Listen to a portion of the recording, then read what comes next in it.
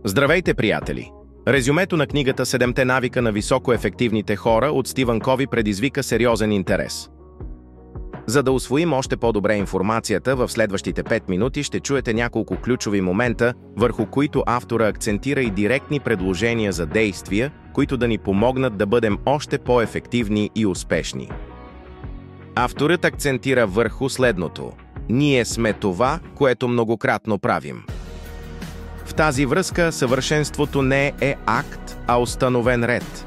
Този цитат е мощно послание, което подчертава важността на последователността и навиците за постигането на успех. Нашите навици и ежедневни решения формират това, което сме и какъв живот водим. Ако постоянно проявяваме дисциплина, самоконтрол и упоритост, тези навици изграждат нашата идентичност и водят до успех в различни области от живота. Отличието не е еднократен акт, а навик. То е резултат от съвкупността на малки последователни действия, които се повтарят редовно. Отличието не идва от големите еднократни усилия, а от системната работа и ангажимент. Започнете с малки стъпки, но бъдете последователни. Това може да включва сутрешна рутина, редовно упражнение, учене всеки ден или отделяне на време за личностно развитие. Ако имате навици, които ви отклоняват от целите ви, започнете да ги променяте, като ги замените с по-полезни и ефективни действия. За да изградим добри навици, трябва да проявяваме самодисциплина. Това означава да се ангажираме с целите си, дори когато не усещаме веднага награда или мотивация. Авторът акцентира върху следното: целта не е да приоритизирате това, което е в графика ви, а да планирате вашите приоритети. Този цитат подчертава важността на активното управление на времето и на това, как да поставим на първо място най-важните неща в живота си. Стивън Кови ни напомня, че истинският успех идва не от това да управляваме текущите задачи, а от това да поставим на първо място това, което е важно за нас в дългосрочен план. Ключът е да се научим да планираме своето време с ясни приоритети, които отразяват нашите цели, а не просто да реагираме на спешни задачи.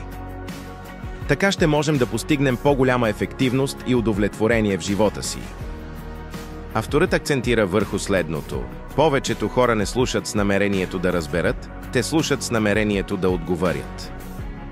Този цитат подчертава една от основните причини за комуникационни проблеми, а тя е липсата на активно слушане. Според Стивън Кови, повечето хора не се фокусират върху истинското разбиране на това, което другият човек. Вместо това те слушат с цел да отговорят или да защитят собственото си мнение.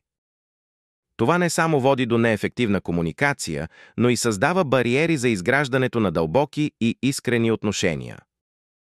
Повечето хора, когато водят разговори, се концентрират върху това, какво да кажат след това, вместо да се съсредоточат върху същността на това, което казва другия човек. Те често не слушат напълно, а само изчакват момент, когато могат да вметнат своето мнение или да отговорят. Това води до неразбирателства и ограничава истинската комуникация. Един от начините да покажете, че слушате активно, е да отразявате това, което другият казва, като го повторите с други думи или зададете уточняващи въпроси. Това показва, че сте ангажирани в разговора и че искате да разберете напълно гледната точка на другия. Стивън Кови ни напомня, че ефективната комуникация не се състои в това да изразяваме собственото си мнение, а в това да се научим да слушаме с намерението да разберем.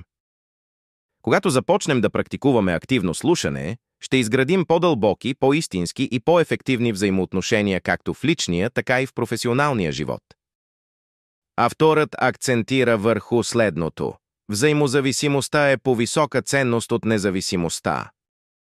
Взаимозависимостта представлява състояние, в което хората работят в екип, използвайки своите индивидуални силни страни, за да постигнат общи цели. Когато разчитаме на силните страни на другите и допълваме собствените си способности, създаваме възможности за съвместен успех. Това е основата на екипната работа и колаборацията в професионален и личен план. Вместо да се опитваме да правим всичко сами, започнете да търсите начини за сътрудничество с другите. Признайте силните им страни и потърсете възможности да работите заедно по проекти, които могат да доведат до по-добри резултати, отколкото ако работите самостоятелно. Покажете, че разчитате на тях и бъдете готови да им предложите своята помощ, когато е необходимо. Уважавайте различията и се учете от другите. Приемете, че всеки човек носи различен опит, знания и умения, които могат да допринесат към общия успех. Независимостта е важна, но сътрудничеството и работата в екип са тези, които водят до големите постижения и изпълняват дългосрочните цели.